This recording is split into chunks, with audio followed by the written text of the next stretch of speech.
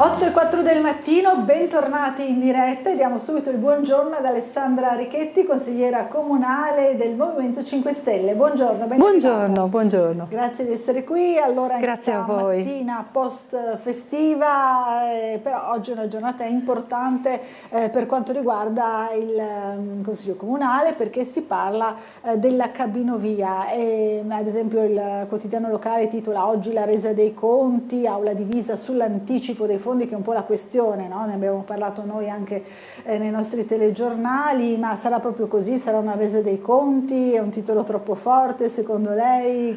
Cosa succederà oggi? Il tema è molto forte, non solo per quanto concerne la questione della ovovia, della cabinovia, ma perché si sta trasformando sempre più in quella che chiamo io una bidon via. Bidon via. Alla triestina proprio, ecco. Nel senso che da tempo io dicevo che questo è un capriccio costoso che appare per questa giunta come un gioiello, ma in realtà diventa sempre più per i triestini quello che diventerà un possibile inferno per Trieste. Cosa succede? Con la sentenza del TAR, di fatto con le sentenze del TAR, c'è stato uno stop, ma non è uno stop così per dire, è uno stop significativo per chi gioca un pochino a Monopoli, certo. E passa per la prigione, cioè va in prigione senza andare per passare per il via, che non vuol dire che nessuno, cioè che bisogna entrare nel gioco del Monopoli, no? Chiaro. Cioè la prigione in Monopoli è un fermo proprio del gioco. Cosa è successo? Con il TAR tutte le condizioni che consentivano la realizzazione dell'opera, il percorso che dovrebbe consentire alla realizzazione dell'opera, quello obbligatorio, che è tutto quello ambientale, VAS, VINCA e la variante urbanistica, è stato completamente fermato. E quindi bisogna ricominciare da capo se si vuole portare avanti. Se si vuole portare avanti. C'è anche la possibilità di dire, ok, il TAR è stato molto chiaro, non è che si torna all'inizio e si ricomincia come niente fosse, mette delle condizioni ben precise, dovete spiegare perché sulla base della normativa che tutela quell'area ci sono delle necessità così imperanti da richiedere lo stravolgimento di quelle che sono le tutele a beneficio di Trieste, ma a beneficio dell'ambiente. Cioè lo richiede la normativa, la comunità europea. Dovete spiegare le questioni imperanti e dovete spiegare anche quali altre alternative rispetto a questa necessità imperante. Ora, imperante vuol dire che ci deve essere un problema di salute, un problema di sicurezza. Allora, capite che non è banale, secondo noi, in qualche maniera, dimostrare che c'è una necessità per la salute dei triestini di andare per l'ovovia, visto che è un'opera che è stata detta più volte anche dalla Giunta, è un'opera prettamente turistica e anche lì con dei dubbi, perché comunque sì, è vero che ci si innalza, ma ci si innalza in mezzo al bosco se appunto è dietro la collina. Quindi questa è la questione. Allora, qui la Giunta dice, a grandi linee, vi riassumo un pochino la delibera, dice, non abbiamo ancora deciso bene come faremo e come ne usciamo, però intanto noi dobbiamo trovare i soldi per coprire l'opera. Vi ricordate che si sta parlando di tanti anni fa ormai, 4 anli fa, si diceva a Trieste il sindaco diceva costerà zero l'ovovia. Ecco, adesso non è più così. Perché? Perché proprio per i motivi che abbiamo detto prima, la cabinovia non può beneficiare dei soldi del PNRR, che ricordiamo erano ben 48,8 milioni di euro, e in più a quel punto, visto che i costi tra l'inizio dell'opera e il proseguo erano già aumentati, stiamo parlando degli anni addietro, nel 22 erano già aumentati, quindi dai 48 eravamo passati ai 60 erotti, 62. Ora li deve cacciare il comune.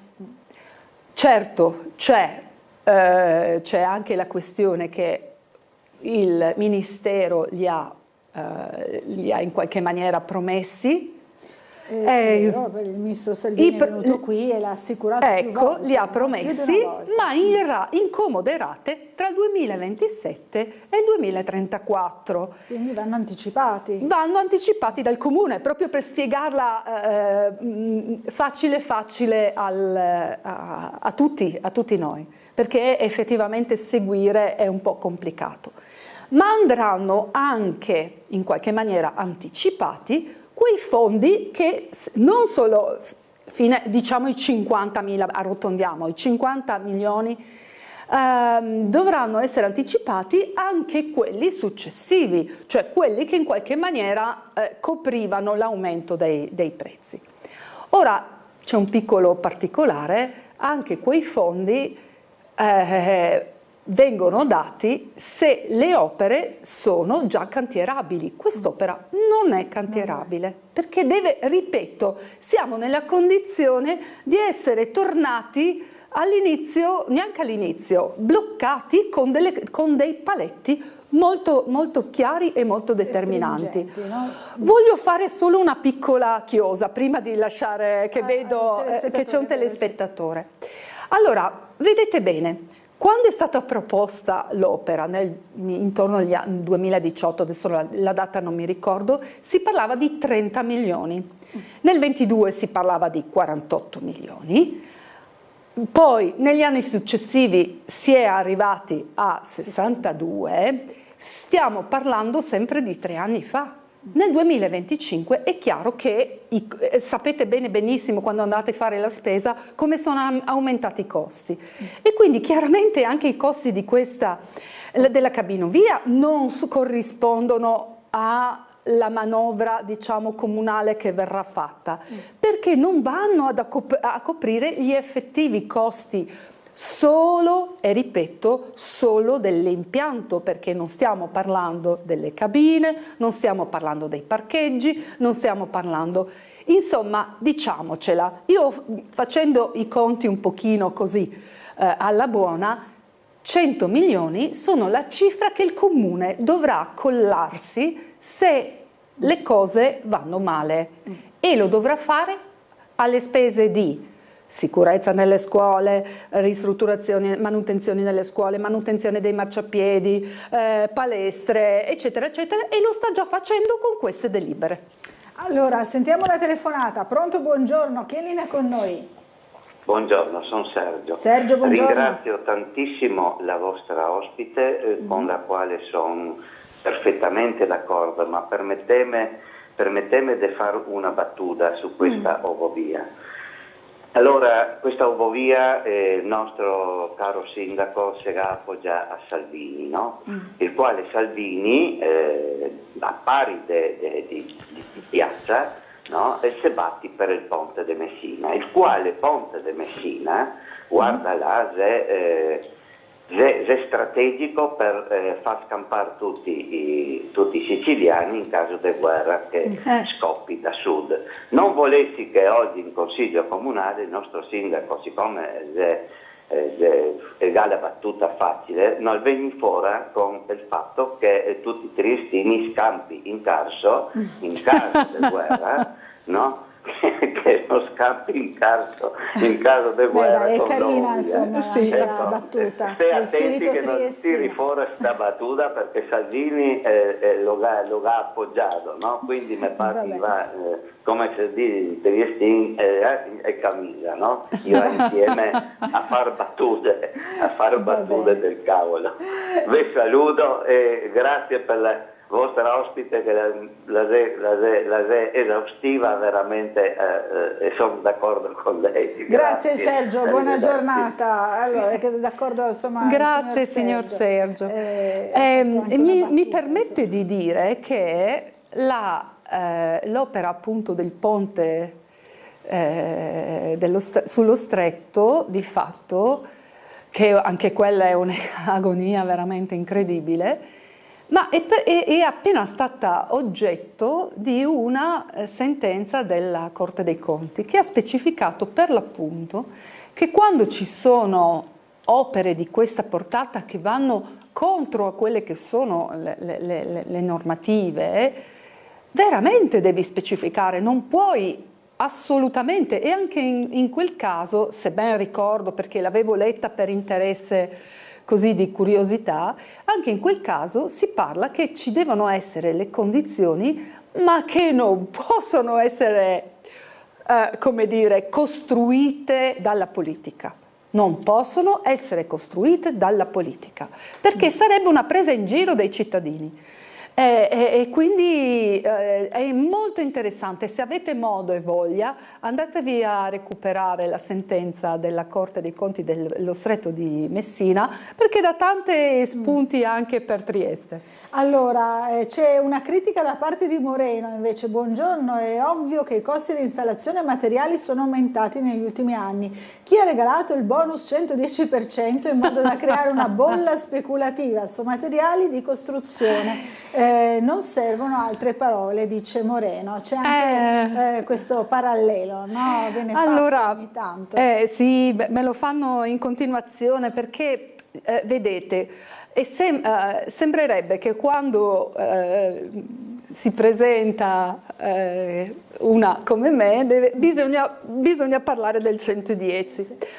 Allora, più volte ho spiegato il 110, ho più volte spiegato che quel tipo di scelta ha consentito all'Italia di avere uno sbalzo nel PIL che ha veramente permesso a tante aziende di stare meglio. Lo ha fatto solo per le aziende? No, lo ha fatto anche per coloro che hanno beneficiato di questo 110, che hanno potuto ristrutturare la casa, e adesso non quando hanno fatto le opere di ristrutturazione, vedono dei rimborsi notevoli, perché ovviamente possono girare la chiavetta del riscaldamento, perché ci sono appunto dei risparmi energetici. Però, allora, di solito io non ho mai fatto questo parallelo, diciamocelo. In quegli anni, il bonus 110, c'era anche il bonus facciate, che era della Lega, signori. Allora, il bonus facciate cosa faceva?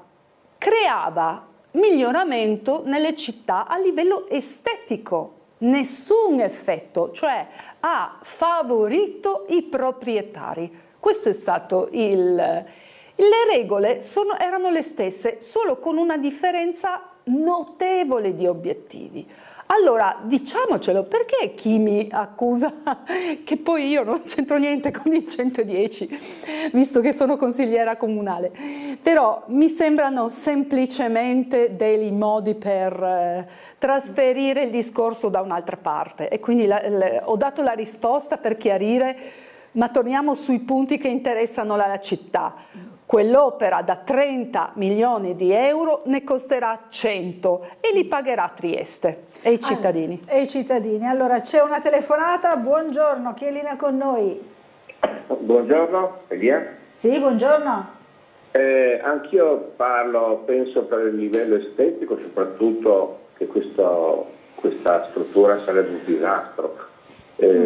Camminando ieri sulle rive, mi è caduto all'occhio in Piazza Unità, dove c'è la scalinata a mare, ho visto c'è ancora le rotaie dei treni, insomma. Allungare il tram di Piscina, farlo arrivare davanti a Piazza Unità, mettere una stazioncina stile Burdico, sarebbe una cosa proprio automatica da pensare, piuttosto che fare queste strutture assurde le piacerebbe di più un tram allungato? Sì, basta allungare il tram e fare una bella stazioncina stile Burdico. Non davanti a Piazza Unità magari, spero, insomma, no? Non proprio davanti a Piazza Unità, magari un po' spostata. No, ma non arriva proprio, se lei vede, se scende giù, come parlavamo già, allungano dalla fermata del tram, fanno giusto questo piccolo, in quella via stretta che arriva giù, passa le rive, e sul lato, dove c'è il canale di Ponte Rosso, no, sul lato sinistro, arriva esattamente dove c'è spazio, perché lì è tutto pedonale, se la fanno là ci sarebbe spazio per farla là. Benissimo, grazie del suggerimento. Elia, vero, ha detto? Si chiama Elia? Sì. Va bene, grazie del suggerimento. È semplicissimo, proprio un progetto, verrebbe spontaneo, automatico. Verrebbe spontaneo, dice il signor Elia. Ma certo, qualsiasi architetto si visualizza l'immagine, capisce subito quello è da fare. Va bene, grazie Elia, buona giornata. Allora, cosa pensa di questa idea del signore che ha telefonato adesso? Ma allora, le idee possono essere molteplici, tante, anche tante soluzioni. Io non entro nei meriti delle alternative, perché a mio avviso devono essere sempre verificate. Sta circolando la proposta di questi collegamenti tram o treni che facilitano un certo tipo di mobilità. Diciamo che oggi in Consiglio Comunale non si parlerà nemmeno di varianti o di altre possibilità. Di possibilità alternative, no? Si parlerà di quanto questa scelta, perché attenzione, era un obbligo per questa giunta andare con questa ratifica, e così ci è stata presentata, dovete votarla perché non c'era alternativa. È molto tirata per i capelli. Allora, che bisognasse coprire tutti i fondi che il Comune ha ricevuto, assolutamente sì.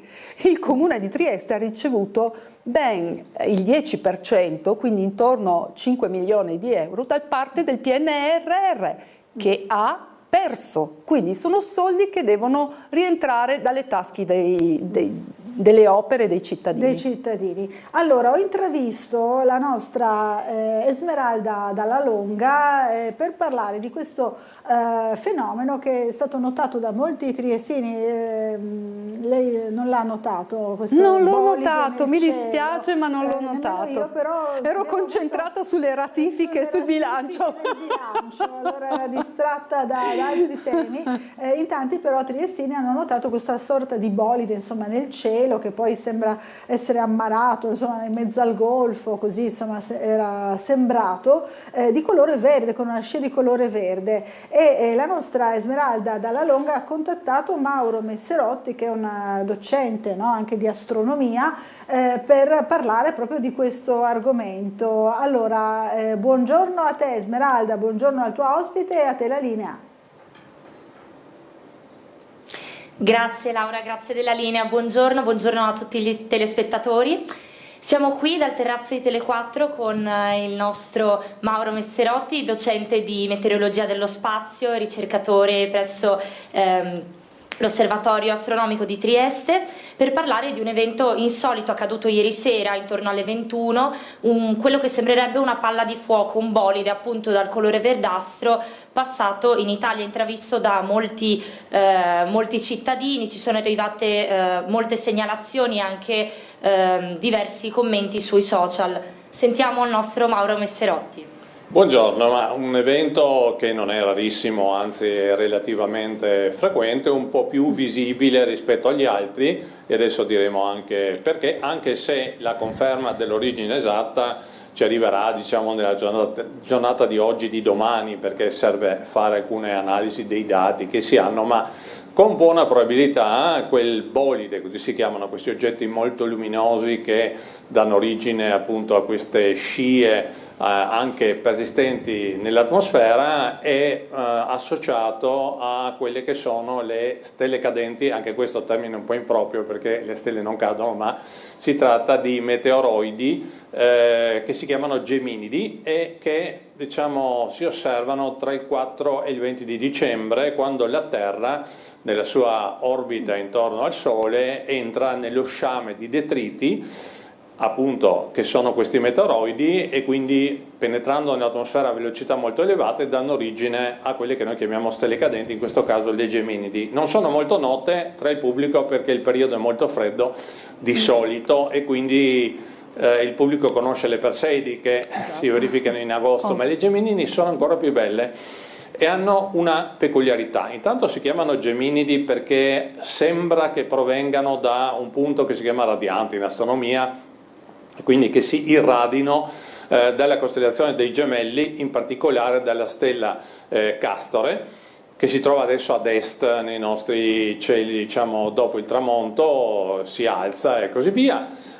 E quando avviene la penetrazione di questi piccoli sassetti nell'atmosfera terrestre, in questo caso quando si parla di bolidi, quindi di meteoriti e così via, hanno dimensioni tra 1 e al massimo 10 centimetri, danno origine, per l'elevata temperatura, perché appunto le Geminidi penetrano a qualcosa come 126.000 km all'ora nell'atmosfera, chiaramente danno origine a queste scie luminose. Verdastra o verde è stata quella che è stata osservata ieri sera, intorno a 19:45 se non erro, perché c'è stata presenza di magnesio tra i costituenti di questo frammentino roccioso. E c'è da dire anche una cosa interessante, che di solito le cosiddette stelle cadenti, in inglese shooting stars, sono dovute a comete, quindi sono i frammenti di comete che la Terra ovviamente capta quando penetra nello sciame che la cometa si è lasciata dietro dopo essere arrivata vicino al Sole. In questo caso, questo è l'unico al momento caso noto in cui l'origine non è una cometa ma è un piccolo asteroide di diametro tra 5 e 6 km, che si chiama, in termine tecnico, 3200 Fetonte, che fa parte della famiglia degli Apollo. Adesso non entriamo troppo nei dettagli, ma sono appunto asteroidi che hanno un'orbita tra Marte e Giove. Fetonte ha un'orbita molto eccentrica e anche instabile, e fa parte anche di quella famiglia di oggetti potenzialmente pericolosi, nel senso che possono anche essere deviati nella loro traiettoria in linea teorica, potrebbero anche avere una collisione con la Terra, ma questo è praticamente molto improbabile.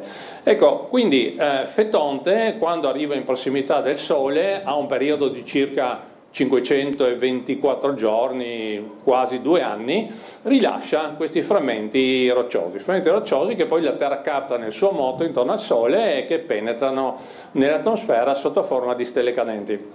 In questo caso si è trattato di qualcosa di più, diciamo, grandino, quindi un bolide, e che può avere anche una luminosità che è paragonabile a quella di pianeti come Venere, quindi è chiaro che un fenomeno di questo tipo suscita così l'ammirazione e l'impressione un po' di chi lo osserva. C'è da dire che c'è anche un'altra possibilità, che sia un bolide di altra origine, perché ce ne possono essere anche alcuni che non sono associati con nessuno degli sciami conosciuti, o, come ultima ipotesi, ma la escluderei, potrebbe trattarsi di detrito spaziale, quindi qualche piccola parte delle nostre attività spaziali che poi è penetrata, ma vista le caratteristiche, la luminosità e la colorazione, direi che si tratta di un bolide delle Geminidi. Bene. Grazie mille, ringraziamo il nostro Mauro Messerotti per questo punto di vista più tecnico. Per il momento è tutto, Laura ti cedo la linea. Grazie Esmeralda, grazie anche a Mauro Messerotti, al professore, molto interessante la spiegazione, sì. Non immaginavo ci fossero appunto una sorta di stelle cadenti anche in questo periodo. Ha ragione, insomma, conosciamo meglio le Perseidi, no? di agosto, ha ragione il professore. Allora, non l'avevamo... Bisognerebbe stare di più con gli occhi al cielo, è vero, e notare tutte queste cose. Allora, prima di passare alla telefonata e poi andare in pubblicità, volevo anche far vedere la vignetta di Marco Inglaro, che si concentra su un'altra ristrutturazione cittadina, quella di Piazza Goldoni. I vol butarzò il muro in Piazza Goldoni, sì, mi metteria anche un porta MP3 al posto del porta CD. La tecnologia evolve, no? Quindi è carina. Grazie a Marco Inglaro. Sentiamo la telefonata. Buongiorno, chi è in linea con noi? Buongiorno, Nadia Bellina, un saluto Nadia a lei e alla sua ospite. Buongiorno Nadia. Buongiorno. Intanto volevo ringraziare tutti quelli che hanno partecipato ieri all'accensione del presepe dell'obelisco, che è stata una bellissima manifestazione e ringrazio. Bene. Poi a proposito del tram che ho sentito, sì. Vorrei far presente, che forse molte persone non sanno, che dal 2005 grazie a Simic Marco e all'edificio per Officina il tram è stato messo sotto tutela. Sotto tutela sono le due stazioni, quella di Officina e quella di Trieste, e tutto il percorso del tram, quindi non si può modificare e anche non avrebbe scopo modificare, perché poi i tempi di percorso sarebbero troppo lunghi, quindi si possono mettere altri tram, ma il tram di Officina rimane il tram di Officina. Chiarissimo, grazie. Poi ancora una cosa, secondo la richiesta di moltissimi dei nostri cittadini di Officina, la 64, che è una linea molto frequentata e va molto bene, diciamo, chiedono se si potrebbe invece quella allungare fino a Piazza Venezia da una parte, e se si potesse fare una fermata davanti il Conad di Officina, il Conad che va verso la Slovenia, sulla strada per Vienna. Ecco, queste sono due richieste che mi vengono fatte molto spesso. Capito, Nadia, ringrazio. Grazie. Chi ci potrà aiutare, e buona giornata a tutti quanti. Buona giornata a lei. Nadia Bellina insomma conosce molto bene Officina, la realtà di Officina. E quindi c'è anche questa richiesta del bus 64, no, da allungare. Assolutamente, ne avevamo anche discusso, una cosa che va assolutamente a valorizzare e a favorire dei collegamenti che siano più efficaci. Mi trova assolutamente favorevole. Intanto abbiamo visto anche l'altra vignetta di Marco Inglaro, costava assai di più ribaltare la cometa e ci sono gli alberi di Natale al contrario, anche questa è molto bella. Allora ci dobbiamo fermare per una piccola pausa pubblicitaria, ci rivediamo fra pochissimo.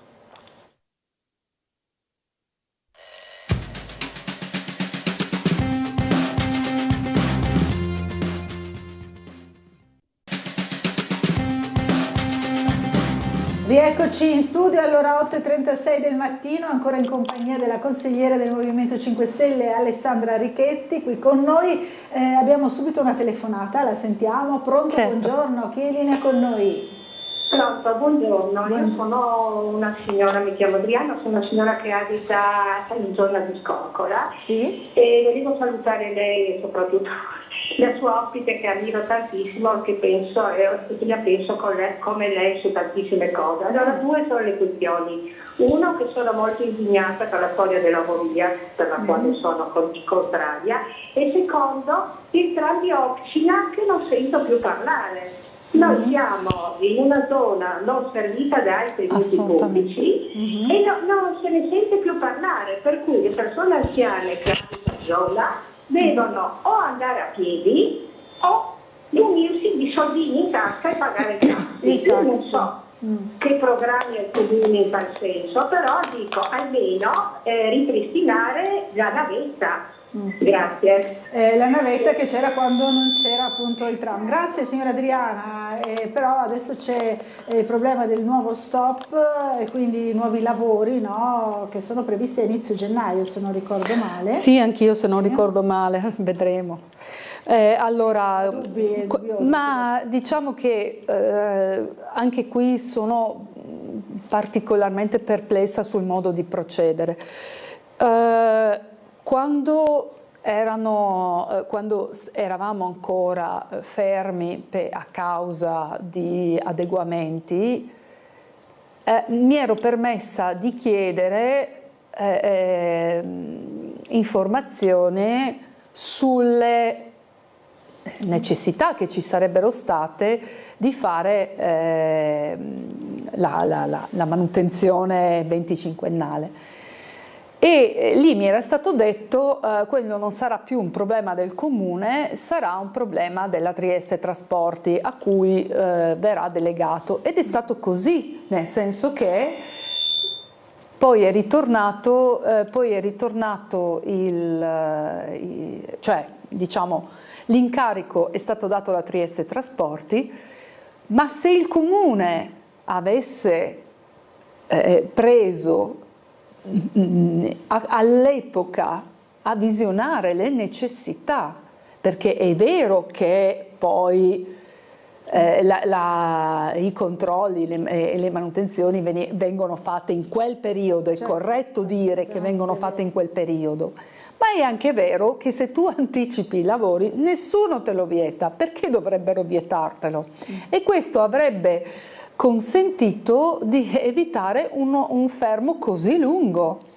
Allora, su queste cose qui io non vedo una spinta che vada verso un servizio efficace e che pensi al cittadino. Effettivamente ha ragione la signora, sentiamoci così magari vediamo di cucire meglio anche delle idee. Trova i miei riferimenti, li trova, ma insomma anche via posta o via Messenger, dopo ci scambiamo poi i riferimenti, per trovare anche soluzioni per le persone anziane del luogo. Ecco. È chiaro. Allora, c'è una mail da parte di Vadim che dice: buongiorno, secondo alcuni esponenti di destra il problema delle statistiche negative sulla sicurezza è dovuto ai cittadini che denunciano troppo. Vorrei chiedere se la vostra ospite è d'accordo e se il nuovo fronte progressista includerà nel proprio programma elettorale la figura del poliziotto di quartiere. Allora, ovviamente essendo un fronte parto dalla fine. Grazie intanto per la domanda, perché è interessante e vale la pena di rispondere su un tema che è molto sentito da tutti i cittadini. Allora, cosa deciderà tutti insieme? Ovviamente lo faremo sapere a breve. Insomma, io ritengo che sia molto probabile, tutti noi siamo favorevoli al vigile o al poliziotto di quartiere. Riteniamo che sia assolutamente il modo di procedere, cioè la gente deve vedere delle figure sul territorio, nel territorio, perché questo permette di avere relazioni, di anticipare i problemi. Le persone che stanno sul territorio conoscono le situazioni anomale e quindi stare sul territorio è una soluzione. È impegnativa a livello economico? Sì, ma il tutto, come sempre, deve essere visto con una visione più a lungo termine. Se io vado a risolvere poi i problemi di sicurezza, vado a risparmiare su atti vandalici, su percezione dell'insicurezza, su paura delle persone ad uscire. Vogliamo parlare dei costi del sociale delle persone che hanno paura di uscire. Ci sono persone anziane che non escono di casa alla sera perché hanno paura. Allora, sono tutti costi che i bilanci fatti da capitoli di spesa ben precisi non riescono a fotografare le relazioni che ci stanno nelle spese.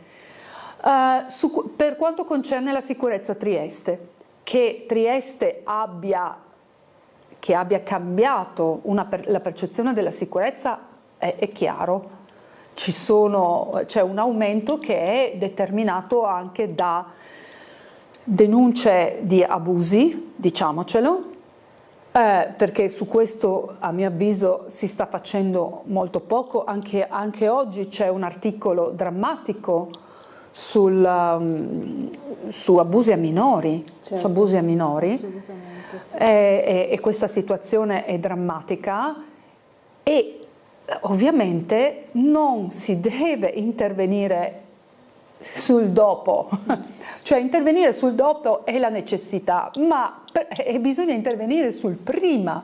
E cosa si sta facendo per evitare? Per formare, per dare una formazione anche ai bambini, alle famiglie, agli operatori, perché non sapere come interagire con abusati crea ulteriormente problemi. Quindi il problema sono le denunce? No, il problema sono non prendersi carico delle situazioni. E lo ribadisco, prima di lasciare la telefonata, ribadisco, tanti dicono che il problema sono gli stranieri. Non è questione di stranieri, è questione di situazioni ben complicate. Anche io non sto dicendo che la situazione sia facile, cioè non avrete mai da me la rassicurazione che ci vuole. No, non è così. E chi governa si trova a dover gestire delle situazioni difficili, difficilissime, ma dare la colpa ad altri, dare la colpa ai migranti, dare la colpa a chi denuncia, dare la colpa significa non prendersi le responsabilità, e io pretendo che chi governi si prenda le responsabilità. Allora, sentiamo la telefonata. Buongiorno, chi è in linea con noi? Ecco, sì, carissima dottoressa, buongiorno. Buongiorno. Una domanda alla sua ospite. Sì. No? Cosa pensa della sentenza della Corte Costituzionale che dice che quando dai uno schiaffo alla forza dell'ordine, donne alla forza dell'ordine e uomini, sono considerati reati tenui non punibili? Cioè, mi va bene ascoltare che mandiamo il poliziotto a fare nel quartiere, eccetera, ma ci rendiamo conto? Cioè, qui in Italia, che è l'unico paese dove c'è questo tipo di legge, se io do uno schiaffo a un poliziotto non è punibile. Cioè, veramente assurdo, no? Assurdo. E non è una posizione politica di destra, di sinistra, cioè è una posizione puramente di carattere costituzionale. Cioè abbiamo un'autorità. La tutela delle forze dell'ordine, dice, no? Sì, che non certo, sono abbastanza sì, tutelate contro le persone violente. Quella della Corte Costituzionale che appunto che ha dato questo ok per quanto riguarda dare uno schiaffo a un poliziotto o a una forza dell'ordine viene considerato un reato tenue non punibile. Ecco, questo è un aspetto. Questo poi chiudo, preoccupa, sì, prego, dica. Poi chiudo il discorso, diciamo così, della pedofilia, no? Cioè lì andiamo a vedere un attimo quello che è successo a Muggia, quello che è successo con l'altro ragazzino, adesso non ricordo dove era, e poi quella situazione che si è presentata con la famiglia del Bosco, no? Dove dicono non hanno bagno, non fanno questo, non fanno quest'altro, cioè andiamo a vedere i zingari come vivono. Mi sembra di capire che nella Costituzione c'è l'obbligo di andare a scuola fino a una certa età. Sì. Io sono sicuro che su 10 zingari uno forse va a scuola, 10 ragazzini, per cui è inutile andare a pensare una realtà che possiamo condividere o meno, che vive in una situazione bucolica, però comunque in un rispetto dell'autorità. Ecco. Cioè, veramente ci vuole rispetto delle regole anche sull'andare a scuola. Chiaro, grazie della telefonata. Allora, questo dice il nostro telespettatore. Allora, io non ho letto, mi scuserà, ma non ho letto questa sentenza e quindi prima di commentare le cose mi piace leggerle, però concordo con il telespettatore quando dice che bisogna tutelare maggiormente la polizia. È vero, ci sono alcune situazioni che creano una non tutela per la polizia di Stato e le polizie, diciamoci, le forze dell'ordine.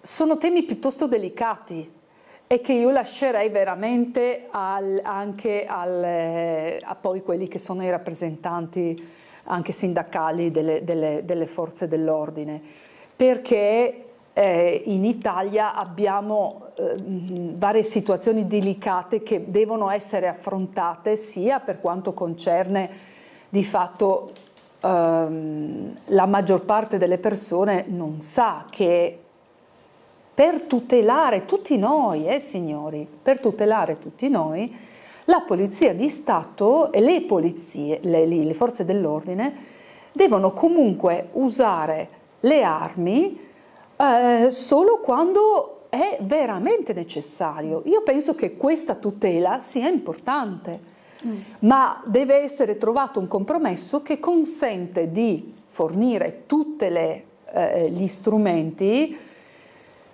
E io parlo sempre, dare gli strumenti non vuol dire necessariamente armare le forze dell'ordine, vuol dire metterle perché come dicevo prima l'arma di per sé non serve per tutelare la persona. Vogliamo richiamare quello che è successo in questura con i 2 agenti, certo, nel 2019, che proprio perché avevano ancora l'arma, purtroppo hanno fatto quella fine. Quindi diciamocelo, tutela, le tutele non necessariamente anche vuol di questo dire. stava parlando il telespettatore, no? Una tutela anche insomma della legge, no? Dalla loro parte. Ma lì non è lì era lì ci sarebbe stato necessario probabilmente un'attenzione diversa, un protocollo diverso. Il fatto che i ragazzi erano comunque ragazzi giovani, formati da poco, c'era tanto, ok? Quindi è difficile fare un'analisi di cosa è successo.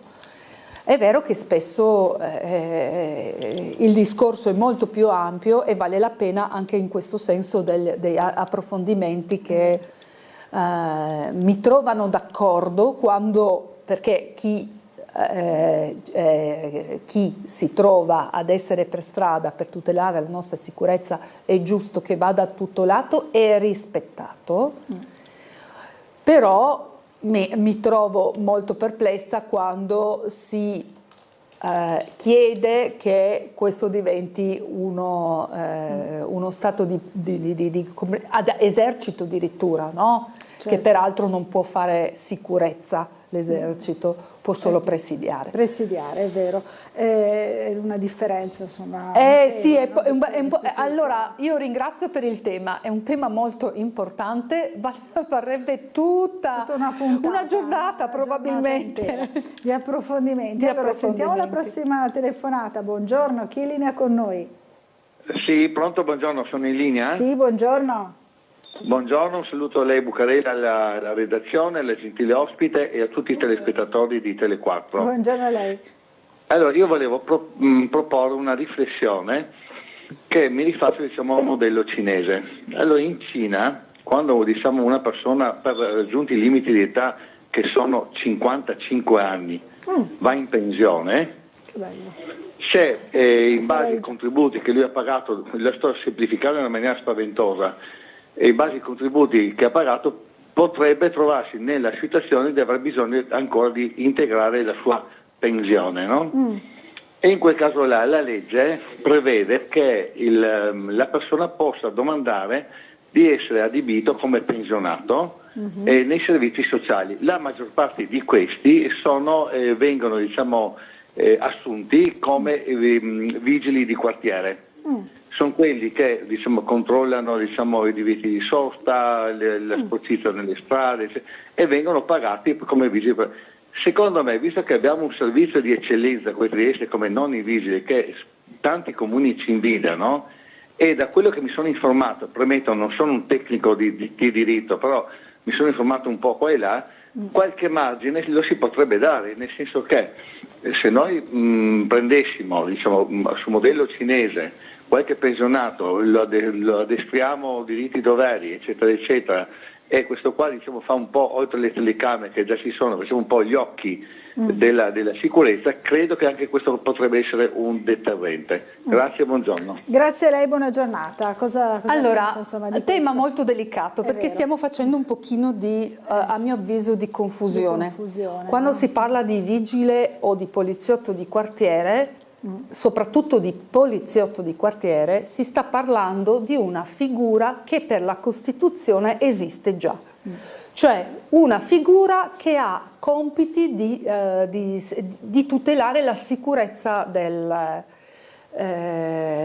territorio. Del territorio, chiaro. E attenzione, come si diceva prima, una figura che riceve formazione, riceve anche formazione di cosa si può fare e di cosa non si può fare, dei pericoli che servono per la tutela della persona. Sono favorevole al fatto che pensionati possano fare dei lavori socialmente utili. Bisogna distinguere cosa sono i lavori socialmente utili, ma assolutamente sì. Ci sono anche nonni paletta, per dire. Ci sono i nonni paletta, ma a mio avviso avere la possibilità di uscire in maniera graduale dal mondo del lavoro o tutto sommato non uscire mai non prendetemi perché io so già che adesso mi stanno buttando perché dire che non uscire mai dal mondo del lavoro mi vedo le freccette. Tanti giovani sono già preparati a questo, no? Purtroppo sì. No, io quello che intendevo dire è che l'uscita dall'attività, ecco, diciamola quella, dal partecipare alla società non sempre è facile. Anzi comporta grandi disagi anche per il pensionato, che vede con grande desiderio di andare in pensione, ma poi si sente talvolta messo da parte. Chiaro. E invece, a mio avviso, ci sarebbe assolutamente modo di creare dei percorsi in cui le persone anziane continuano a contribuire, potendo anche fare delle cose che magari a loro piace in varie situazioni. Lo fanno i volontariati, il volontariato è spesso molto, può contare con tanti pensionati, è vero, e quindi vale la pena ricorrere a questo. Quello che non sta tenendo conto forse sufficientemente il Signore è che purtroppo in questo momento da una parte c'è una grande richiesta da parte dei giovani di avere spazio lavoro. C'è una grande richiesta di avere spazio lavoro e tanti giovani vanno via, perché se continuiamo a spostare l'età pensionabile sempre a un'età più alta, non lasciamo spazio ai giovani. E quindi questo è un problema, quindi occupare dei posti non è mai a costo zero, diciamo, anche per il resto della comunità. E quello che a mio avviso è una questione delicata è non facciamo l'errore di pensare che tutti possano fare sicurezza e presidio del territorio. Quello è una specifico lavoro, una professione che la Costituzione dà solo e solamente alle forze dell'ordine. Quindi ci vuole insomma anche una certa preparazione. Proprio no? Perché c'è non solo preparazione, ma perché sarebbe molto pericoloso avere delle organizzazioni non gestite a livello governativo che decidono di farsi sicurezza da soli. Allora, buongiorno, ci scrive il signor Davide, scusate, non è così, è un'interpretazione di chi cerca la polemica sulla sentenza di cui parlava prima il signore, dice Cassazione e Corte Costituzionale hanno recentemente chiarito che uno schiaffo a un agente delle forze dell'ordine non è sempre un reato grave come la resistenza pubblica ufficiale, specialmente se il gesto è occasionale di violenza irrisoria, non finalizzato all'opposizione attiva durante un atto d'ufficio o se l'agente non stava compiendo un'azione specifica di servizio come l'identificazione ma solo discutendo. La soluzione è possibile se manca l'elemento costitutivo del reato, l'atto d'ufficio, ma il gesto può configurare altri reati come percosse se provoca dolore o violenza privata a seconda delle circostanze e dell'intensità della violenza. Grazie per la precisazione. Sì, era quello di fare confusione. Era no? quello che io prima dicevo, non vado a commentare se non ho i testi e non ho tutte le implicazioni, perché poi a livello giuridico le questioni sono molto complicate. Banalizzare è facile, anche cavalcare certe semplificazioni è anche troppo facile. Sempre Davide ci dice: non è vero che in Cina si va in pensione a 55 anni, l'età pensionabile è in fase di innalzamento graduale, gli uomini passeranno da 60 a 63 mentre le donne da 55 a 58 a seconda del tipo di lavoro, con un obiettivo di completamento entro il 2040 per l'invecchiamento della popolazione. Quindi anche in Cina insomma si sta andando in questa direzione purtroppo come in Europa. Allora, un'altra telefonata, credo l'ultima di questa prima parte. Pronto, buongiorno, chi è in linea con noi? No, è caduta la linea. Volevo ancora leggere sul Consiglio Comunale di oggi, ci scrive Rossana che da sempre si batte contro la cabinovia. Buongiorno, volevo soltanto ricordare ai triestini che le sedute del Consiglio Comunale sono pubbliche, quindi si può partecipare di persona o collegarsi in diretta da YouTube, quindi è visibile a tutti. Bene, grazie, ha fatto bene a ricordarlo. Sì, insomma, anche no? perché la percezione che si ha in sala è molto diversa. Io ho sentito commentare veramente dei cittadini che sono venuti ad assistere e hanno capito tanto del funzionamento o purtroppo talvolta devo dire del non funzionamento degli attuali consigli comunali. E quindi è un'esperienza che almeno una volta va fatta nella vita per capire un po' meglio la politica, no? Se non si ha la possibilità, comunque è possibile vederlo anche su YouTube, no? Comunque, sì, e se no da casa. Tutto da casa, comodamente, insomma, comunque è possibile seguirlo, no? Per rendersi conto di persona, è un argomento interessante e importante per la città. Allora, grazie a Alessandra Ricchetti e la invito a tornare a trovarci presto. Mi farà piacere. Al Consiglio Comunale di questo pomeriggio, seguiremo anche noi, grazie, insomma, torni presto. Grazie a voi e a tutti i telespettatori. Allora, noi